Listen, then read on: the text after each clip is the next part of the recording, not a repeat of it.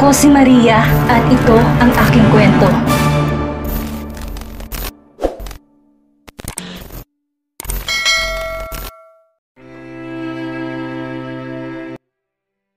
Sa bahay nila Aya, magkasama silang dalawa ni Francis.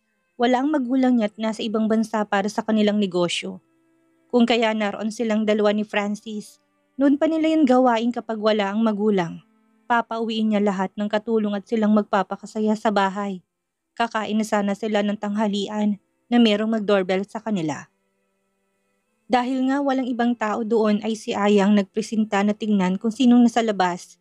Nang makita kung sinong nandoon ay laking gulat niya na makilala to. "Bakit ka nandito?" Mahinang gulat na tanong ni Aya sa lalaki.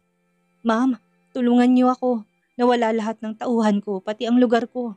Dahil sa babaeng pinatugis niyo sa akin na si Alicia." Mabilis na sabi ni Manny, ang isang pinag-utusan ni Aya para dukutin si Alicia. Nagulat si Aya nang malaman ang sinabi ng lalaki. Pero ang mas ikinainis niya ay ang pagkatakas ni Alicia. "What? Simple lang ang pinapagawa ko pero hindi mo magawa? Ma'am, malakas ang backup niya. Hindi namin kinaya. Tulungan mo lang ako para maibalik ang tauhan ko. Sisiguraduhin kong mawawala siya sa mundo. Hindi ko rin siya mapapatawad sa ginawa niya sa organization ko." Nagagalit man ay naniwala si Aya sa lalaki. Walang ibang kikilos para sa kanya kung hindi ito lamang. Kaya pinaghintay niya ito doon at bumalik siya sa loob para kumuha ng pera. "Who shut the gate?" Tanong ni Francis nang makitang bumalik si Aya. Homeowners, kinukuha ng collectible money for the month." Napatango si Francis kung kaya't umakyat na si Aya at kumuha ng pera. Nang maibigay ang pera sa lalaki, ay pinagbantaan niya ito. "Sa oras na hindi mo magawa ang trabaho mo, ikaw ang ipapahunting ko. Kilala mo kung sino ko kaya ayusin mong trabaho mo. Huwag kang mag-alala, akong bahala," sabi ni Manny at tinignan ng checking hawak. Napangisi siya nang makitang millions doon.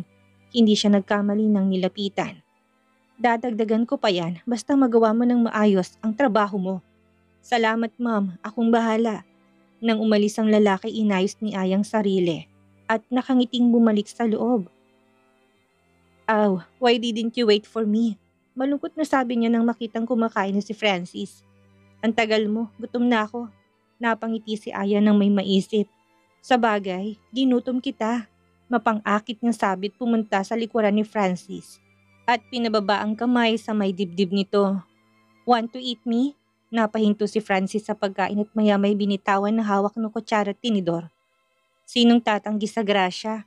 Gising sabi nito tagad na binuhay si Aya at ipinatong sa lamesa. "Oh, I like it, rough," malanding sabi ni Aya. "Of course you do, you're a slut." Sabay palo ni Francis sa binti nito. "Yes, I'm your slut, Francis." Nagawa ng maasikaso ni Alicia ang paghatid sa mga bata sa DSWD. Ang tatlong batang tinamaan ng balay na sa ospital pa rin habang ang karamihan ay nasa DSWD na.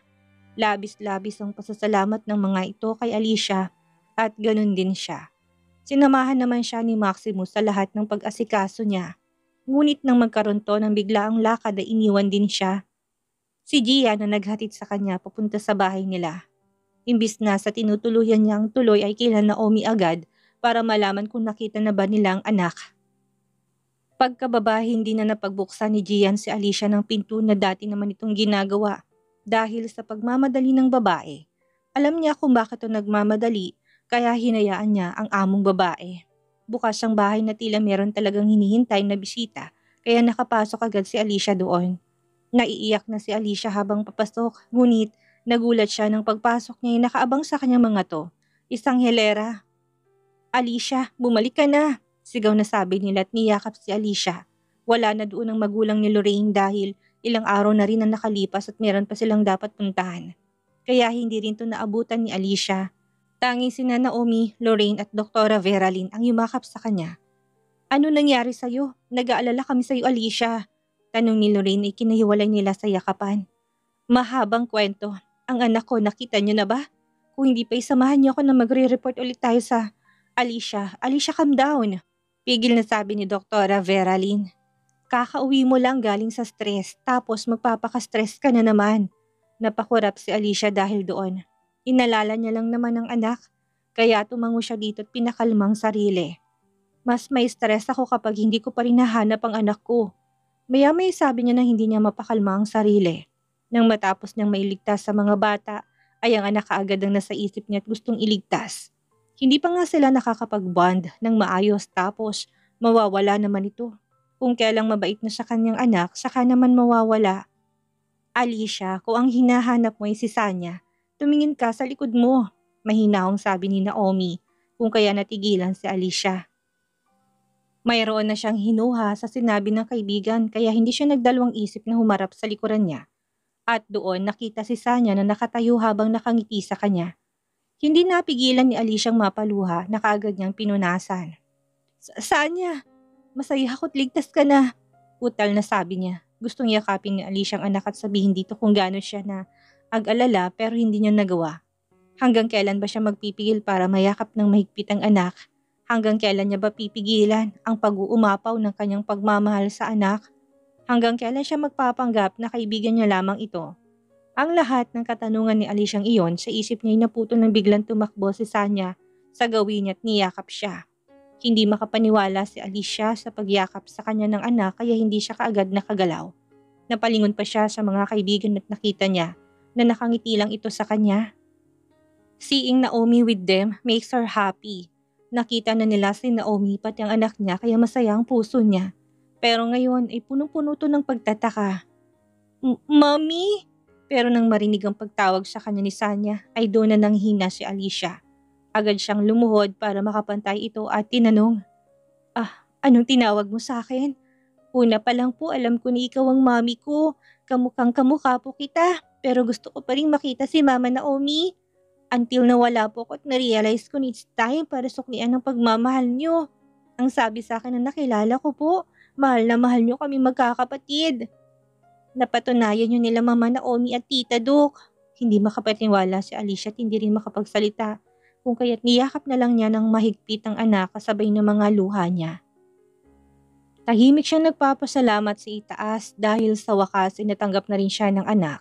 Wala na masasaya pa sa kanya sa mga oras na yon. Habang sina Naomi, Lorraine, Dr. Veralyn at Gia naman ay kapwa mga nakangiti na nakatingin sa mag-ina. Masaya sila para sa dalawa, lalong-lalo na para kay Alicia. Si Gia na nag-asikaso sa mga bata na dinala nila sa DSWD. Nagpasagawa si Maximus ng special treatment para sa mga bata at lahat ng yon ay siyang gagastos. Baliwala yung pera na magagastos niya para lang makitang masayang asawa. Lahat talaga gagawin nito para kay Alicia, kaya maging si Gian ay napapailing na lang sa sobrang in love nito. Kakausap lang ni Gian sa pinakang head, kung saan nagpapagawa sila ng bagong property sa tutuluyan ng mga bata na tatawagin siya ni Buboy. Simula nang mapunta doon ay si Buboy ang walang araw na hindi inisip ang huling usap nila ni Maximus. Meron siyang kakaibang pakiramdam na kagustuhan niyang sumama sa lalaki. Buboy, ikaw pala. Mabutit na abutan mo ko. Malaking ngiti na sabi ni Gian dito. Inaantay ko po talagang pagbabalik niyo dahil may sasabihin po ako. Dahil seryosong mukha ni Buboy habang nagsasalita, ay sumeryoso din si Gian at tinarap ito ng maayos. Ano yun? Gusto ko po na sumama sa inyo bilang representative namin dito. Grateful po kami sa naitulong ni Ate Alicia at Kuya Maximus kaya handa po kami magtrabaho sa inyo para maging katulad niyo kami paglaki. Natigilan si Gian at sa sumandaling yun ay nakita niya ang kaibigan na si Maximus sa bata. Ganon na makipag-usap si Maximus kapag seryoso to at sa hindi malamang dahilan ay tila magkapareho ang dalawa. Napailing siya sa isipin na yon dahil napaka-imposible nito. Though, mahalata mo kay Buboy ang pagkapogi nito. Sa murang edad ay angat ang kagapuhan ng bata, kahit pa madungis.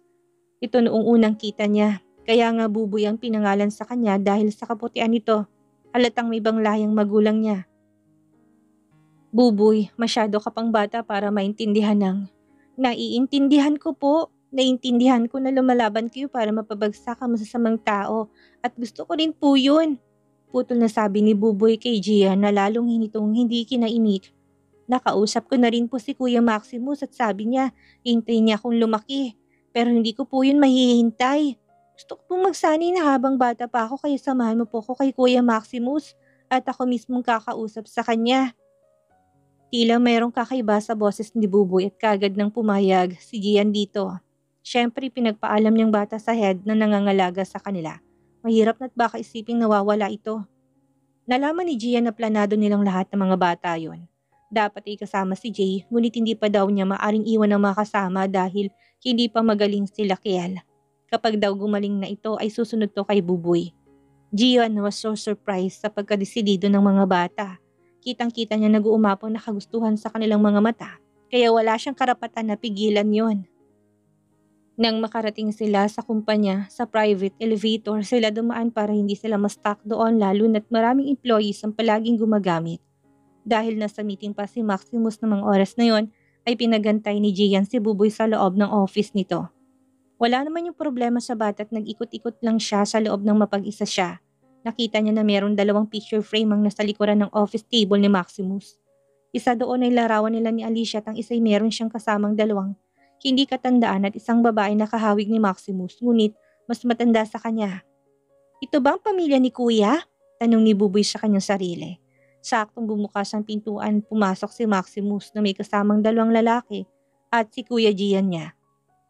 I want that report tomorrow, no other excuse. Mahaba ng palugit na ibinigay ko sa inyo. Seryosong sabi ni Maximus. But sir, hindi na ituloy ng lalaki ang sasabihin na huminto si Maximus sa paglalakad at lingunin sila. Sorry sir, gagawin na po namin. With that, mabilis nang lumabas ang 2 lalaki.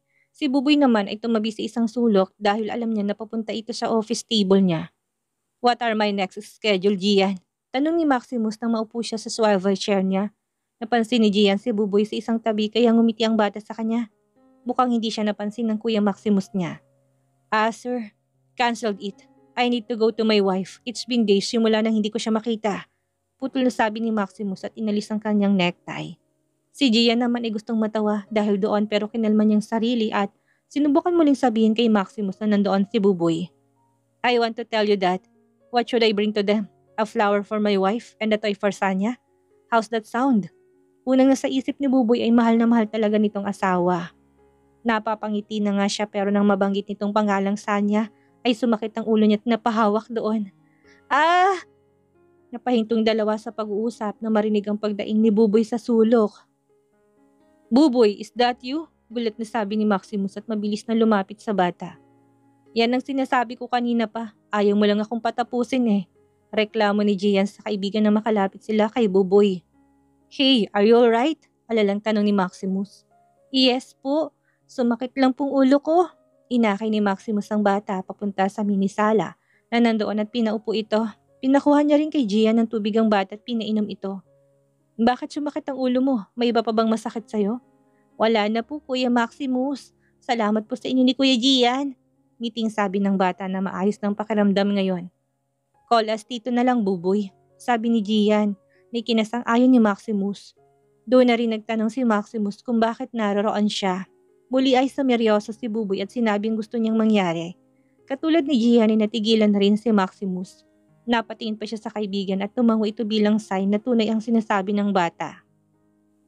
Muling tumingin si Maximus sa bata at kinausap to. Buboy, masyado ka pang bata. Dapat ay ini-enjoy mo lang ang buhay mo. Ano ka ba? Mas mag-e-enjoy po ako habang nagsasanay ako. Please, Tito Maximus, pumayag na po kayo. Hindi po ako titigil hanggat hindi niyo ako sinasama sa inyo.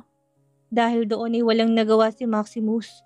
Tutal ay siya naman ang personal na mag-aalaga sa bata at sa poder pa rin niya, kaya walang problema.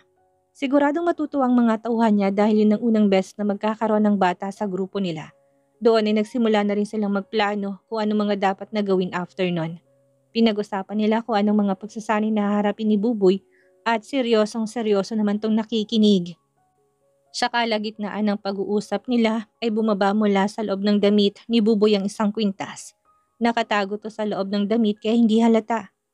May kwintas ka pala, Buboy? Tanong ni Maximus na ikinahawak ni Buboy doon at ngumiting nakatango. Opo, simula sanggol suot ko na po ito. Marahil galing po sa magulang ko. Napatango si Maximus sa sinabi ng bata. Speaking of magulang, gusto niyang alagaan ng bata. Gusto niya na legal niyang maging anak ito dahil unang kita pa lang niya dito ay alam na niyang merong kakaiba dito. Isa pang naroon sa pakiramdam niya na gusto niya itong alagaan at protektahan. Siyempre, kailangan niya na munang makausap ang asawa tungkol doon. Papayag kaya si Alicia na maging 4 ang anak nila? Napangiti siya ng palihim sa isipin na yon. Sa kabilang banda naman ay nag-aayos si Alicia at Sanya dahil aalis sila papunta sa bahay ng magulang ni Alicia. Ilang araw na siyang hindi bumabalik kaya sigurado na nag-aalala na ito sa kanya. Habang nag-aayos ay napatingin si Alicia sa kwintas ng anak. Napansin niya na yon noon, ngunit hindi niya lang naitanong dito kung ano yon. Sa nakalipas kasi na araw ay mas nakafocus si Alicia na alagaan ng anak at bawiin ang oras at araw na hindi sila magkasama. Naging maayos ang kanilang samahan at mas minahal pa nila ang isa't isa bilang mag-ina. Tunay na walang makakatalo sa pagmamahala ng isang pamilya. Masaya ang mga kasama nila sa bahay dahil doon. Siyempre, suportado nilang dalawa lalo na si Naomi na siyang nagpalaki sa anak. Anak, saan galing ang kwintas mo? Napahawak si Sanya sa kwintas niya ng straight lines ngunit may zigzag part ang bawat sulok nun. Eto po ba? Bigay to ni Mama Naomi, Mommy. 3 po kami ng mga kambal ko na meron ito. Hugis puso po siya. Magagamit natin itong palatandaan para makita sila. Napangiti si Alicia sa narinig. Lumapit siya sa anak at tinawakan ng kwintas. Ang dalawa pa niyang kambal. Napag-usapan nila yung mag-ina at maging si Scallops ay gusto na silang makita. Hindi nila alam kung saan hahanapin ang mga to. Ngunit alam nilang nagtatrabaho ng maigi si Detective Sanchez para makahanap ng clue. Sige na anak, kailangan na nating umalis. Maya-maya na sabi ni Alicia. Opo, Mami, tapos na rin po ako. Papa, Tita. Nakangiting bati ni Alicia sa kanyang pamilya nang makarating sila sa bahay nila. Niyakap niya ng mahigpit ang dalawa. Alicia, anak, akala ko hindi ka na naman magpapakita. Pwede ba naman yun, Papa? Natatawang sabi nito at tumingin ng tawad sa kanila. Humarap sa likuran niya si Alicia at tinawag ang anak. Papa, Tita, may papakilala ko sa inyo. Halika dito anak. Tumango naman si Sanya at nakangiting lumapit sa ina at hinawakan ng kamay nito. Natigilan ang mag-asawang nang makita nilang isang bata na kamukhang kamukha ni Alicia. Ang pangalan po niya ay Sanya, isa sa mga anak ko. Pagpapakilala ni Alicia sa anak at nagpakilala naman si Sanya sa magulang ng ina. Sinabihan na siya ni Alicia tungkol sa magulang niya, kung kaya alam na nito na ang lolo at lola niya ang kaharap. Hello po, ako po si Sanya. Mag-6 na taong gulang na po ako. Natuwa ang dalawa dahil sa kagiliwan ni Sanya, lalo pa at kamukhang kamukha ito ni Alicia. Hindi nagdalawang isip ang dalawa, nakargahin ito at maupo sila sa sala para magkwentuhan. Kita din naman ni Alicia na tuwang-tuwang anak habang kausap ang magulang. Kay sarap tignan ng mga ito. Hindi niya akalain na darating ang panahon na makikita niyang ganong sitwasyon. Kung sana lang ay naroon din ang dalawa pa niyang anak. Umiling siya sa isipin na iyon. Hindi dapat siya magpaapekto ng lungkot sa oras na iyon dahil ang gusto niya ay sumaya. Nag-focus na lang siya sa pakipag-bonding sa mga to hanggang sa lumipas ang mahabang oras at kailangan nilang umuwi. Doon na nga sila pinapatulog ng magulang niya ngunit hindi maari dahil naiwan ang gamit nila sa bahay niya. Nagsagawa kasi si Alicia ng bakasyon para sa kanila. Kasamang magulang at mga kaibigan kaya excited na sila sa bakasyon na yon. Samantala ng gabing makauwi sila Alicia ay siyang pagkakaalam ni Maximo sa bakasyon na pupuntahan nila Alicia. Noong panahon na nawala si Alicia ay naging close niyang mga kaibigan nito. Alam nila na hindi pa talaga hiwalay ang dalawa kung kaya ina-update nila si Maximus lalo na't niligtas nito ang buhay ni Alicia. Okay, thank you Naomi, I will be there. Pagkababa niya ng tawag ay napating siya kay Buboy na kasama niya pansamantala sa bahay niya upang doon na muna manuluyan. Hindi pa kasi nagkakaroon ng time ni Gian para ihatid to sa organization nila. Ayaw naman niyang ihabilin ito sa mga tauhan nang hindi siya personal na naghahatid. Isa pa hindi pa niya nakukonsulta si Gian sa kagustuhan niya na ampunin ng bata. Is everything okay po? Tanong ni Buboy sa kanya. Yes, magbabakasyon daw sila Alicia. Wait, gusto mo bang sumama? Siguradong matutuwa si Alicia. Isa pa kaedad mong anak niya. Kaya siguradong magkakasundo kayo. Natuwa si Buboy na marinig ang pangalan ni Alicia. Lalo na't sasama siya. Naikwento ni Alicia sa mga batang anak niyang babae. Proud na proud pa nga si Alicia kaya lahat sila'y gustong makilalang anak nitong si Sanya. Oo naman po. Masaya po kung kasama po ako. dahil doon ay napangiti si Maximus at ginulo ang buhok niya at pinatulog na. Dumiretso siya sa library kung saan doon naghihintay si Gian. Meron pa siyang tatapusin na papeles para sa kinabukasan. Maaga niyang natatapos ang paperworks niya. Sadyang marami lang siyang meetings kaya nagtatagal siya sa trabaho. Habang inasikasong mga papeles ay nagsasalita siya. Mag-leave tayo ng 3 araw. Magbabakasyon daw sila Alicia kaya pupunta tayo. Nagulat si Gian sa narinig at natuwa. Sa tagal niya ng sekretary nito ay bihira lang ang leave sa trabaho kaya tuwang-tuwa siya. Excited na siya at nag-iisip na kaagad ng mga gagawin sa bakasyon nila nang mapahinto sa sinabi ni Maximus. What do you think of me adopting Buboy? Napatingin si Gian kay Maximus dahil doon. Tamang kutob niya. May ibang planong kaibigan niya. Kaya din doon lang nito pinapatulog ang bata sa bahay niya. Isa pa, ang personal na nagbabantay dito sa office lang nito pinagstay. Walang problema doon. Isa pa siguradong matutuwa si Alicia kapag nalaman niya yun. Magiging 4 ang anak ninyo. Napangiti ng bahagya si Maximus sa sinabi ng kaibigan. Tama ito, magiging isang tunay na pamilya na sila ni Alicia.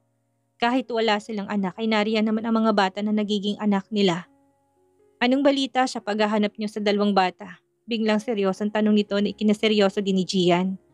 Nagkaroon kami ng lead at konektado yon kay Manny, ang leader na organization na dumukot kay Alicia. It seems na dumaan sa kamay niyang anak ni Alicia. Napakuyom ng kamao si Maximus sa sinabi ni Gian. Hindi niya mapapatawad ang gumawa nun sa mga anak ng asawa. Hanapin niyo kaagad ang lalaking yan. Huwag hahayaan na maulit ang nangyari o may iba pa silang mabiktima. Tumango si Gian sa sinabi ni Maximus. Ngayon ang problema na lang niya ay ang pagsasabi sa magulang na mag-aampon siya at syempre, si Alicia. Hindi pa nito alam na kasal pa rin sila. Boss, may balita kay Alicia. Ibinigay ng tauhan ni Manny ang information na hawak nito. Napangisi si Manny nang mabasa ang nakasulat. Bakasyon.